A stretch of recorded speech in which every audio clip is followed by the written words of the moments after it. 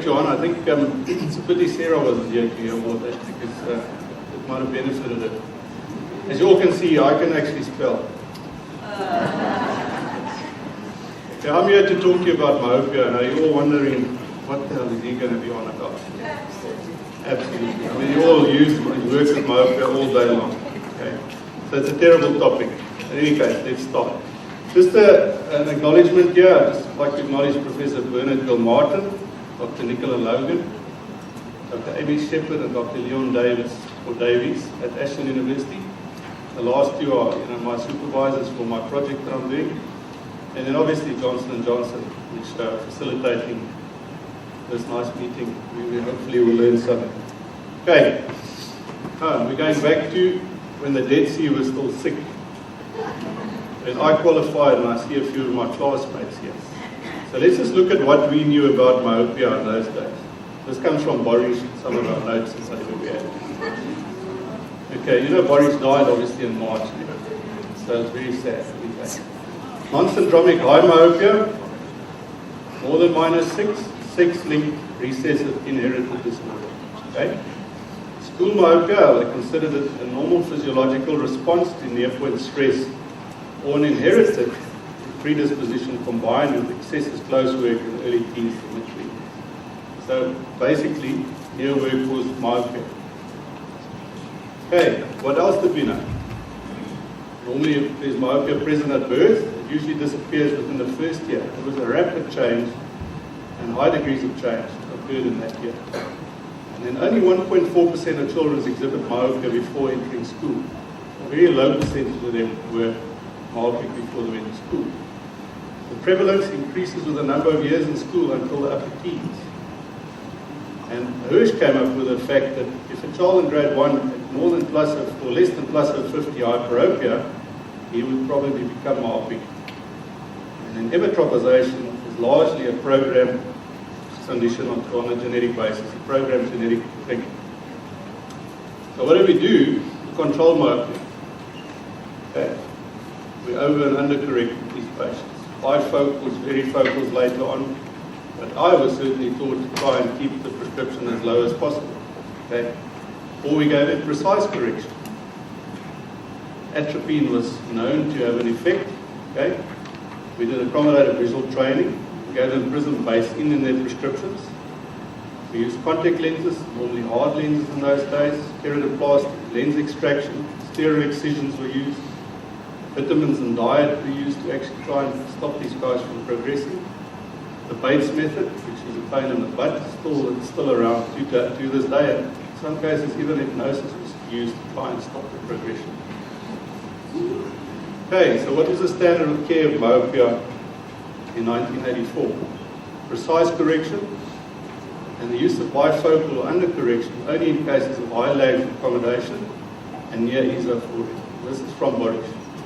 And I know Hills and knows Boris. He used to read it to us in class. Okay, so just let's look at some classification. This is one system, and as you can see, we've got congenital myopia. Congenital myopia is less than 1% of the myopes out there. And congenital myopia is usually associated with prematurity, general systemic problems at birth, systemic syndromes that have a genetic basis. Then we get early myopes. These guys start becoming myopic at around 4 to 5 years of age, and they end up around about -6. Only make up 2% of the population. By and by, the largest group of myopes that we'll see in our practices are juvenile or the school myopes, 75%. And their scripts are normally between 2 and 5 dollars. Then the late onset guys, after 15 years of age, about 15%, and they end up to be about between -1 and -2. And then there's a new one, which is the late adult onset myopes. Now these guys are typically myopic, becoming presbyopic, and all of a sudden there's a shift in myopia. Okay. So they become more myopic normally by about $1. And this is true myopia, because there's actual length changes in those days. And there's a lot of work being done at Ashton on this specific topic at the moment to try and understand it. Another way to look at the classification is to do it by either pathological, physiological, or intermediate. Now remember, pathological myopia, there's a lot of changes in the eye occurring with it. So if somebody's got an eyeball longer than 28 millimeters, he will have a temporal presence. Okay? There's choroidal atrophy, thinning of the choroid with RPE, large choroidal vessels are visible, CNVs or choroidal neovascularization, lacquer cracks, foster foot spots, and posterior staphylomas in 20% of eyes longer than 26 millimeters. And then understand also that retinal detachment is quite common in myopes. 50% of all retinal detachment occurs in myopic eyes. Okay, then you can classify it by degree, depending on the prescription, obviously. The age of onset, anomalous myopias, the pseudomyopias, then the near point induced transient myopias. If somebody's done a lot of close work, and stops working, be a bit myopic. And then obviously syndromic myopias, or the very high myopias. And they all normally occur in the age group under 10 years. Now, I'm going to talk to you a little bit about that and what happened now. Okay, let's just have a look at this slide. Now, what we can see on this slide is, one thing I want to point out to you is have a look at the section there in the US itself. Those two figures there are 20 or 30 years apart. Top figure, 25% prevalence. That happened 30 years ago. That was what the prevalence was in the United States of myopia. And then 30 years later, these guys found that the prevalence went up to 42%. Okay. Just one word of note about that specific study is they considered anything below a plano to be a myopia. Okay, so it wasn't just minus a 50 or minus a 75. And the group of patients that they looked at were between the ages of 15 and 54 years of age. But still, I mean, there's a significant jump in the prevalence of myopia. You'll also notice in the UK, prevalence is 25%, but they're split up, and it depends on the ethnicity of the patients that they look at. So if you're looking at white patients, the ethnicity is quite low, it's 18.6%, but the patients with the South Asians have a much higher prevalence of myopia. So there's obviously something going on with ethnicity as well. And if you look at the Singapore area of China, there's significant prevalence there. It's becoming an epidemic in those areas. So there's something going on with this group of patients that are not happening in the rest of the world. In South Africa, where are we there? Unfortunately, there's only one study that was done, and that was done by Naidu in Durban. They looked at children of black origin in the Durban metropolitan area, and in the age group of 15 years, the prevalence was 10%. I just did a little survey in my practice of 192 patients, mostly white, in the ages of 12 to 13 years, and the prevalence in my practice is 11.68%. It nearly blew me over. I never would have thought it was that high. So we obviously need to do a bit of work in this country and look at some decent prevalence and statistics on what's going on here. And then our good friend and colleague, Brian Holden's got a theory about this. His theory is all the countries that play cricket have low prevalence of myopia. So how can we dispute that?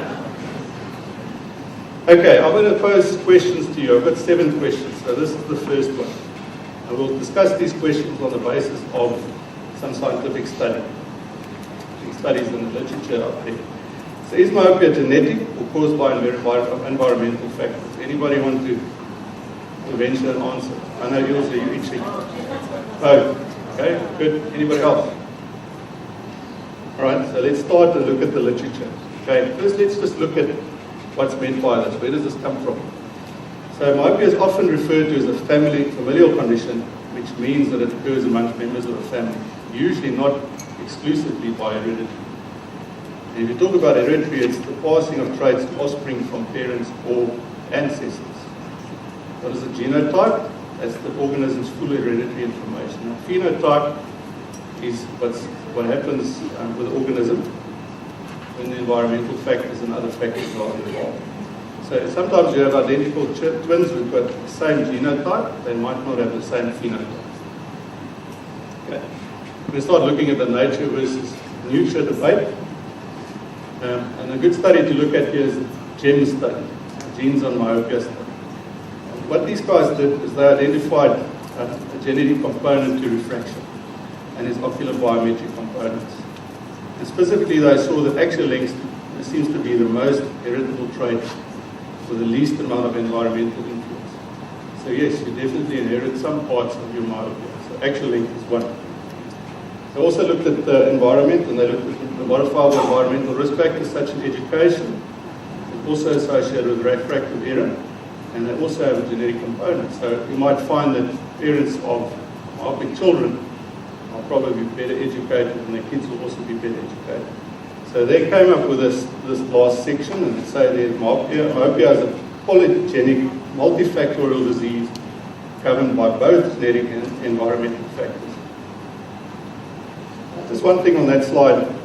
So far, there's about 30 chromosomal regions, including 2 for axial length, 1 for anterior chamber depth, and 3 for corneal curvature have been identified with genetic linkage analysis for refractive error. So 30 chromosomal regions involved in myopia. So it's not a simple thing that you say, okay, that's the gene for myopia, causes that. What we do know is syndromic myopia, which is early onset and normally severe, is definitely genetic. So there's specific regions being identified for that. And the studies are continuing. Okay. Morgan and Rose's view is that there's little evidence for genetic basis to variations in refractive error, particularly in school myopia or juvenile myopia. They argue that there's clear evidence for impact on environmental exposure and refractive error, independent of genetic background. Okay. And they did a lot of work on the ethnicity issue. Okay. What they say is that a Chinese child that lives in Singapore might be exposed to factors that would cause myopia in that specific child, but if he lived in Australia, the same factors might not be associated with it. So the environmental issues and the ethnicity issues are quite linked, but they're not quite sure how it works. Okay. Work by Logan and Rodnicka in the UK, which I've alluded to previously, shows a clear difference between the different population groups in the UK. So there's more to it than these start. Right, so if you look at the distribution of genes in the world, and you look at this specific track here, you can actually see how the gene pool is spread. So variation in worldwide prevalence is not due to variation in myopia susceptible genes. Migration has leveled out this genetic variation. So the variation in the prevalence is rather due to the variation in environmental triggers, the most potent being the intensity of educational attainment and urbanization, and very importantly, the time that the child spends outdoors, which we'll get to just now. Right, so in summary, school myopia is a common human characteristic. It is not considered to be genetically determined, failure of hematropization. It's driven by high levels of educational attainment and urbanization, not solely by genetic determination or gene-environmental interactions. There's no evidence that ethnicity affects susceptibility to environmental risk, and no clear evidence that school myopia is directly affected by parental myopia. But we'll talk a little bit more about that, because some of the literature is different. Now, a very important question for us as optometrists is how do we predict which kids are going to become myopic? Anybody got any ideas? Why is it important? If your parents are myopic, how many times have you sat in an office in your rooms and a parent says that I'm myopic, what's the chance of little Percy down here becoming myopic? What do you answer? Okay, so I think it's quite a valid question. The other reason it's quite valid is if there's some treatments becoming available, how do you decide which kids are going to be put on treatment and which not? So all of these questions are very viable and very important. So if you look at the following, you can use a weighted probability if you look at all these factors to an actual fact decide what the answer should be to that parent. And we're looking specifically at intrinsic factors such as family history, parental myopia, ethnicity. And then the activity, what does the child do? How much outdoor activity does he do? How much new work, computer work does he do? And also, what ocular factors are there? The RX at 6 years of age, axial length in the peripheral RX. And by weighing all those factors together, you can come up with a fairly decent answer. So let's look at intrinsic factors. Listed some studies there. Pasella says, child, 2 myopic parents was 6.42 times more likely to become myopic than children with no myopic parents. Okay. Muti, Donald Muti, from the States, odds ratio, 1 myopic parent, 3.31. And the odds ratio for 2 myopic parents, 7.29. Morgan and Rose again, as I said previously, there's little evidence for genetic contributions to the current difference in the prevalence of myopia by ethnicity. We've had that before. So there's obviously a strong association between parental myopia and a child's refractive error. And this is more so in big patients of East Asian origin. Okay. What about activity? Now, these studies are quite interesting. They were done by Jones Jordan, same person, I assume she got married. Greater outdoor activity at 8 to 9 years, the lower the risk of myopia at 13 to 14 years. Okay. Reading activity, marginally significant. Outdoor activity, not correlated with the amount of reading. There's significant interaction between parental myopia and protective effect of outdoor myopia. So, meaning, you've got two myopic parents, you can protect yourself from becoming myopic by actually participating in some outdoor activity.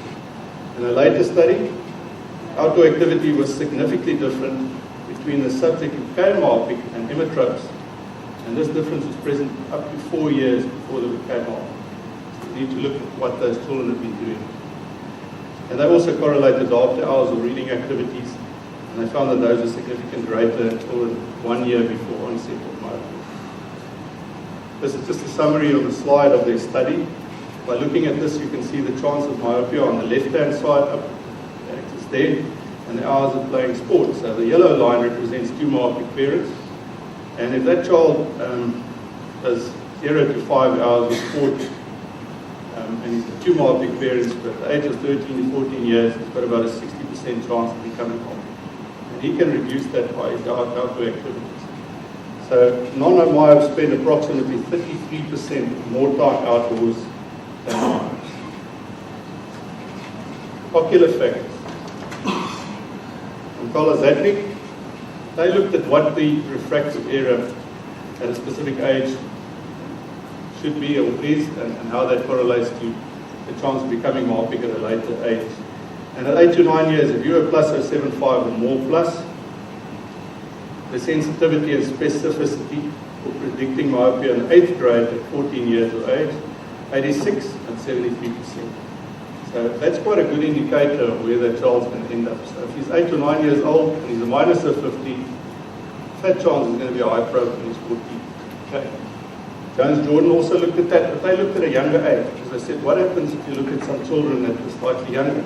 And it was also still good, but you can see now the sensitivity dropped to 62%. So it's not such a good predictor as the older age group would be, but it's also still useful. And once again, this is from that study.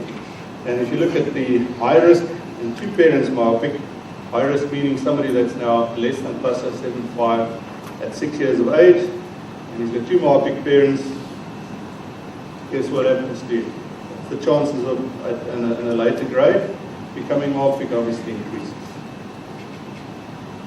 And another study by Donald Whitty and his group, they looked at what the differences were between myopic eyes and emmetropic eyes. Okay? And they looked at different things like the spherical equivalent refractive error, axial length, and also looked at relative peripheral refractive errors and growth rates of eyes. How would you measure peripheral refractive error? Anybody thought about that? Have you got a tool to do that? Or do you need a fancy piece of expensive equipment? Who's got a retinoscope? Okay, so you can use your retinoscope to determine that. So compared to emmetropic children who became myopic, the myopes were less hyperopic 4 years before the onset of the myopia. The actual length was longer 3 years before the onset of myopia, and they were more hyperopic peripheral refractive errors 2 years before the onset. So all of these things you can see happens long before that child becomes myopic. So when you start looking at this, you can actually do a fair amount of predicting. Another method you can use is looking at the corneal radius over the actual length divided by the actual length. If you look at the ratio, if it's more than 3, chances are that child will become myopic. Okay?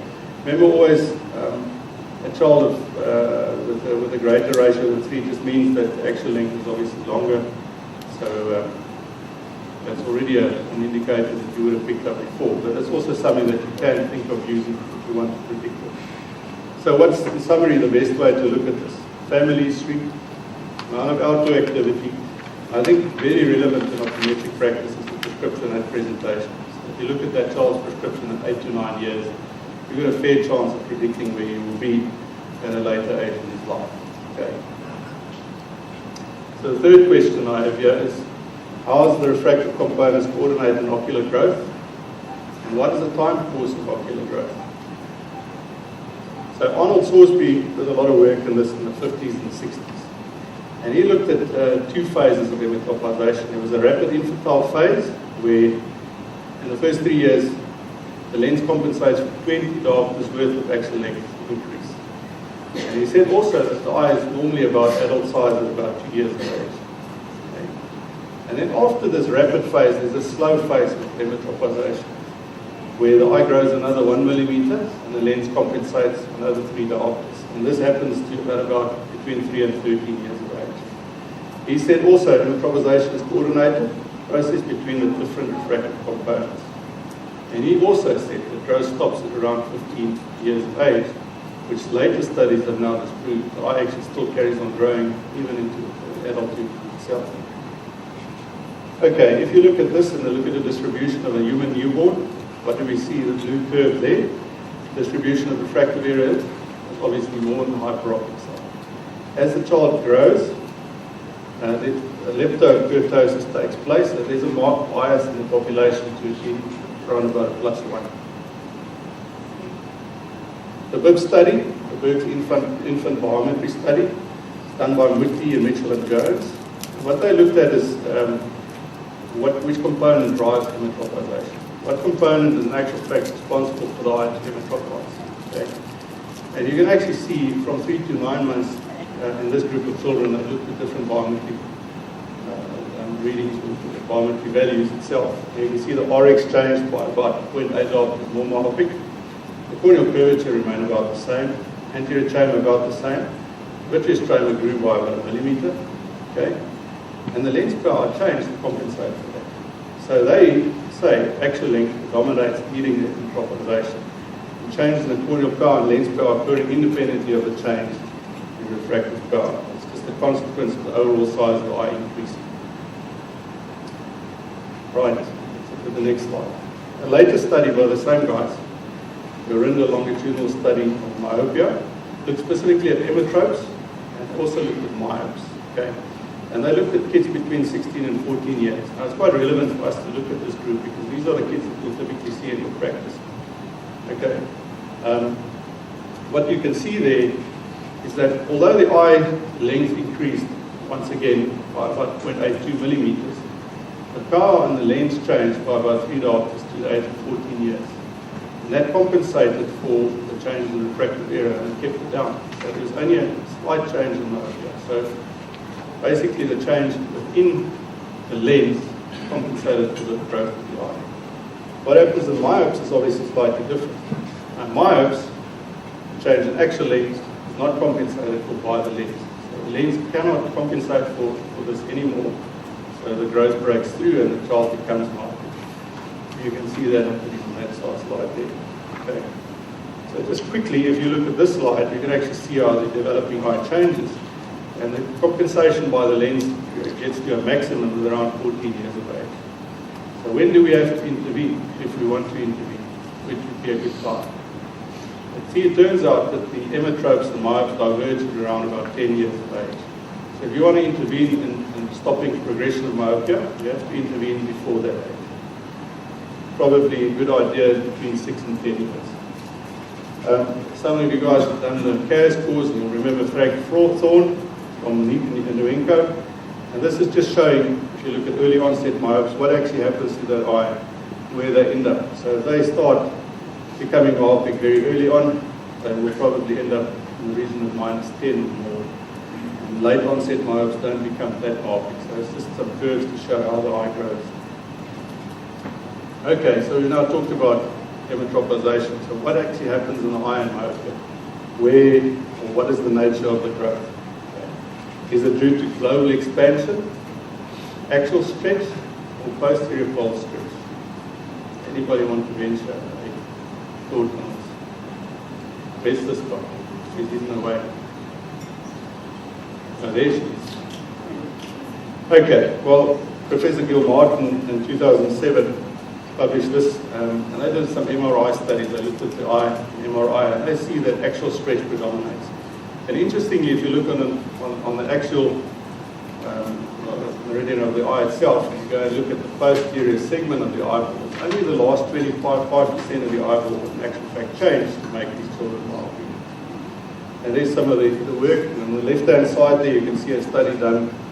They just did a section to the eyeball in 1899. It clearly shows minus 15 eye compared to the planar eye.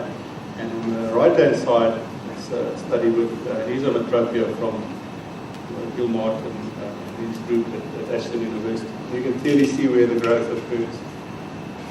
Okay. So what drives this excessive growth? Anybody got ideas? Okay, first of all, we know there's leptokurtotic distribution in the normal population. What happens when we have some form deprivation because of, say, retinal fibroplasia or optic atrophy or congenital cataracts or whatever? And what we can see, these children all become myopic, so the distribution changes. So if you form deprive a child, an animal, they tend to become more myopic. Interestingly, Smith et al. In recent work looked at form deprivation, where they used ping pong balls and put it over an animal's eye, and then they changed the levels of illumination. Even while these animals are form deprived by using ping pong balls, high levels of illumination stopped them from becoming myopic. But if they use the lens, minus lens, it doesn't matter what the level of illumination is. So there's some form of something in the eye that actually can detect what's going on. So if you use a lens, the eye still grew. Doesn't matter what the illumination was. Right, in animal models, about 30 years ago, Hubel and Riesel got the Nobel Prize for their work. They looked at the mechanism of myopia in animals. What they did is they sutured these animals' eyes closed, and they noticed that the eye becomes myopic. So that's now led to a lot of experiments where people use lenses, form deprivation, etc. So if you use a minus lens in front of the eye, within a few seconds there's changes to the choroid. In the minus lens case, the choroid thins, and this then leads to changes in the sclera later on, which we don't understand the mechanism itself. Using a plus lens, choroid, so plus lens in animals can stop progression of myopia. Minus lens will make them more myopic. So this led to a lot of debate about pupillary apparatus and its role in myopia. Okay? So people talk about a lag of accommodation, which is associated with a deficit in the ciliary apparatus, and that produces a central hyperopic defocus, directly or indirectly, by altering the ACA ratio and fusion reserves. So what does the literature say? Whitty, first of all, says the principal finding was significant differences in lag accommodation for a 4-diopter target between myopes and emetropes, only evident after the onset of myopia, not before. Guyazda looked at the increased response ACA ratio, and she found that was also a factor in myopiogenesis. More importantly, there's a lot of papers out by Earl Smith, and he looks specifically at peripheral hyperopia. So peripheral hyperopic defocus drives myopic or growth of the eyeball itself, and these kids become myopic. So most of the focus in the literature has now shifted to how do we prevent these things, and that's what we'll base our topic on. So there's a lot of papers listed there. If you want some more information on these, you can also look at that.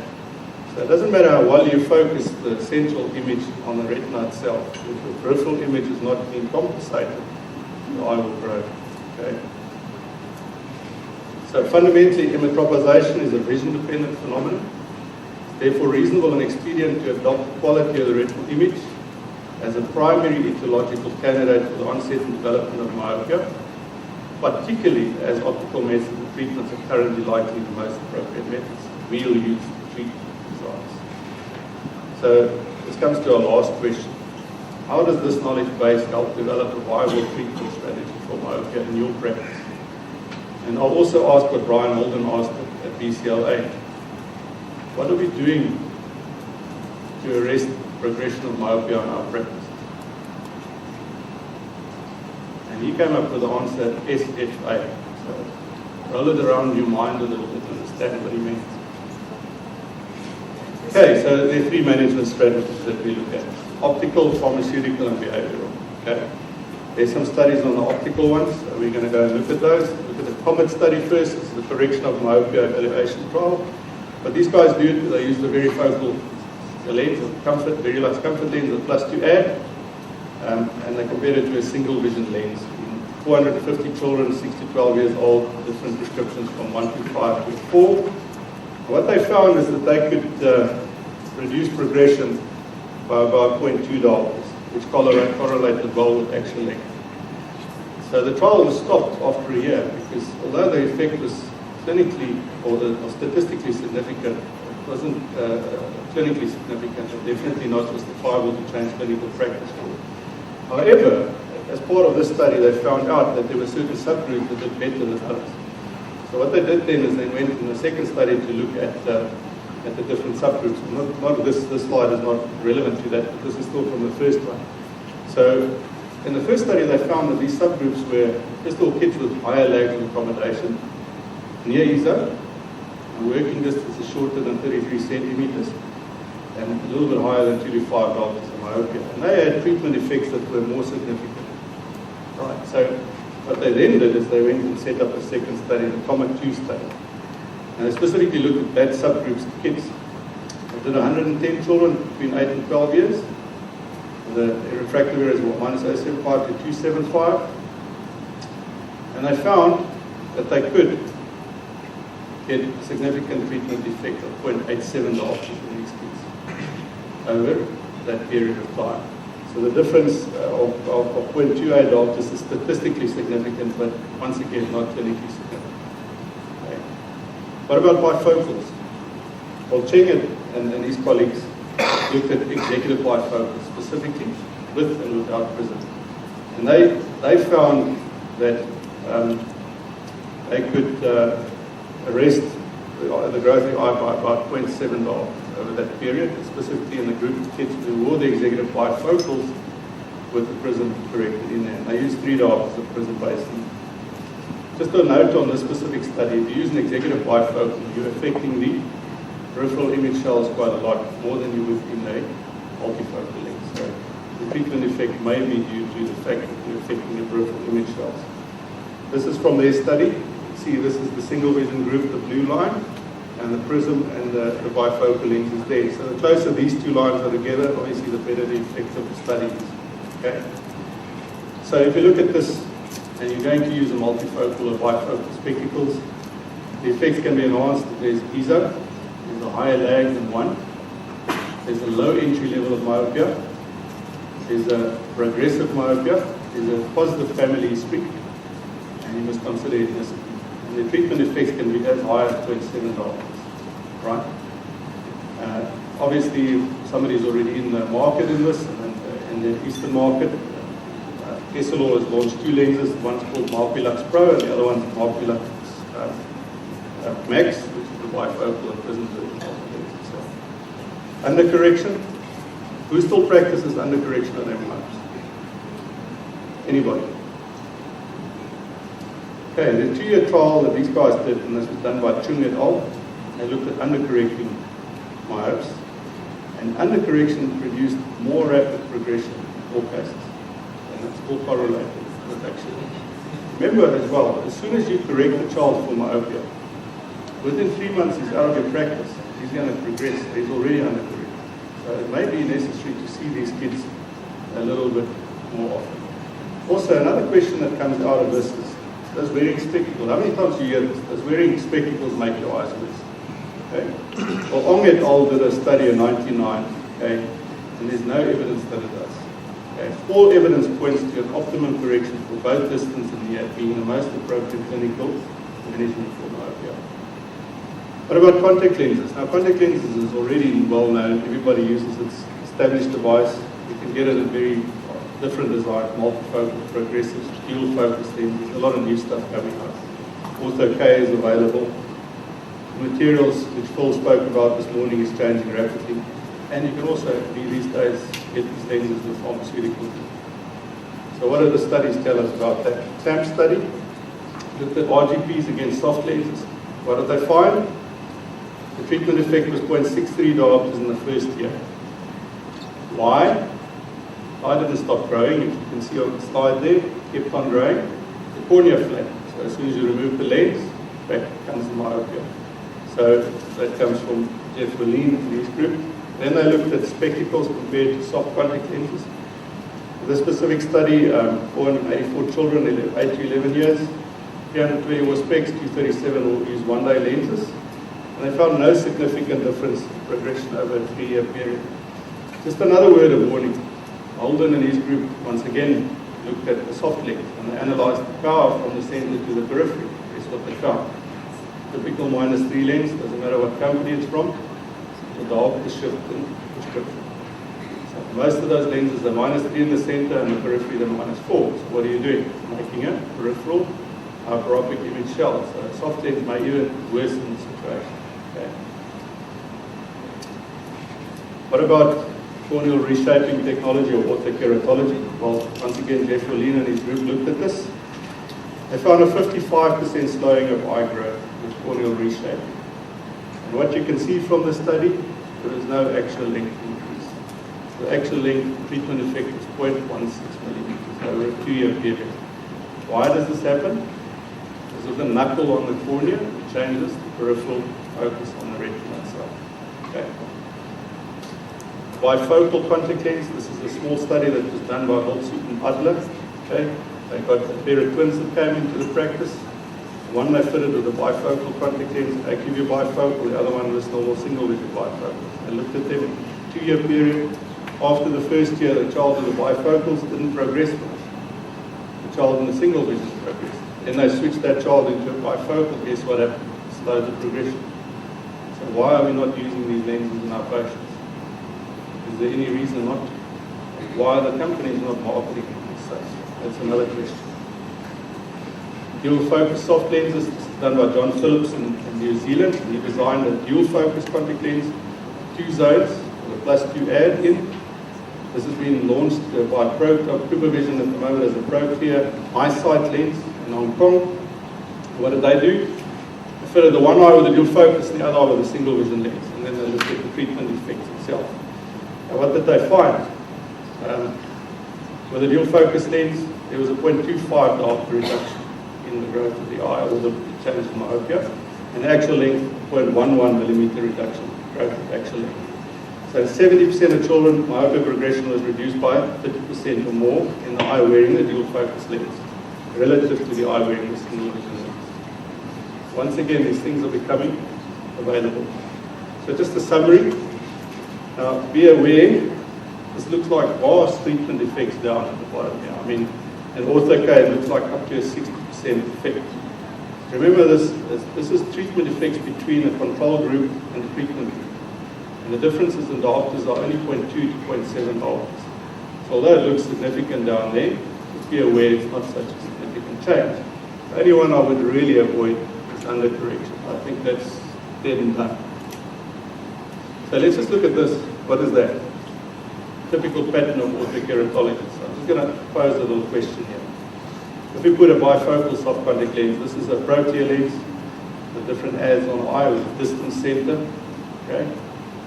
That's the pattern that you see. What else does it remind you of? LASIK. So why is these young kids not just being LASIK? The eye's going to look like an ortho-K eye. Will it not stop the progression of myopia? This is the question. We can talk about that later. But just briefly, I'm just going to go through some of the pharmaceutical studies that are out there. Remember, currently there's no pharmaceutical agents that have been approved by the FDA or MHRA in the UK for use. Okay?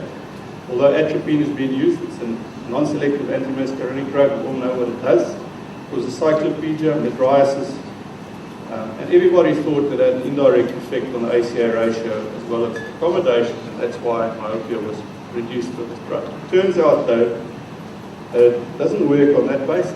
Recent work suggests that atropine has a biomechanical effect on the retina and sclera, affecting the scleral fibroblast and therefore eye growth. So that's where it's heading towards. Now, there are 2 studies out there. This is a well-known one done by Donald Tan and his group in Singapore. Atom-1 study. In this study, they used a 1% atropine drop. And using 1% atropine, they slowed the growth by 0.92 diopters and actual length growth by 0.4 millimeters in that specific group of Asian kids, 6 to 12 years old and to 6 to 12. Although I didn't report any significant complications in the study, so you can imagine how light sensitive these kids must have been. And some of them obviously developed allergies, etc., etc. So it's difficult to call how much problems it can cause. Of note in this study, okay, actual length actually changed by 105% reduction. And there's a lot of talk about why that happened. It could be that there's synergistic effect of the drug from one eye to the other eye. Just another note on that. People ask then, how is this effect maintained? Is the effect maintained after the kids were taken off the atropine? And Tong et al. Looked at that, and they showed that after the cessation of the trial, initially there was a big rebound effect of the alga that was atropinized, and that just slowed down later on. And then the whole story slowed down. After 3 years, the eyes that were using atropine were still better off than the eyes without that. This is just came out of the study in March this year. And what they then did is they said, okay, we used 1%. What happens when we change the dosages? They used 3 dosages down to 0.01%, which means it's 1,000 times less potent than 1% atropine. So it doesn't have any effect on the pupil, or very little effect on the pupil in accommodation. But look at the treatment effects. 0.49 diopters and 0.32 millimeters reduction. Okay, so this group is now advocating the use of this in their clinic in selected cases. So they had a huge impact on these kids' lives. Right. So ongoing work is happening in all these areas. I'm not going to spend too much time. So drugs are being developed to treat all the different structures of the eye itself. The last section, and then I'm done, I've got about 5 minutes left, I think, looking at behavioral strategies. What about light, nutrition, vision training? Okay. Outdoor activity we spoke about. It's important. Okay? 8 to 9 years, you can lower the risk by 13 to 14 years. Compared to myopic and emmetropic children over a 5-year period, prior to onset of myopia, reading and TV activity was much higher in myopes than in emmetropic. Okay? And after the onset of myopia, things changed. These myopes started reading a lot more and the outdoor activity went down. So it's important to talk to your kids that you see about this. So kids get out more.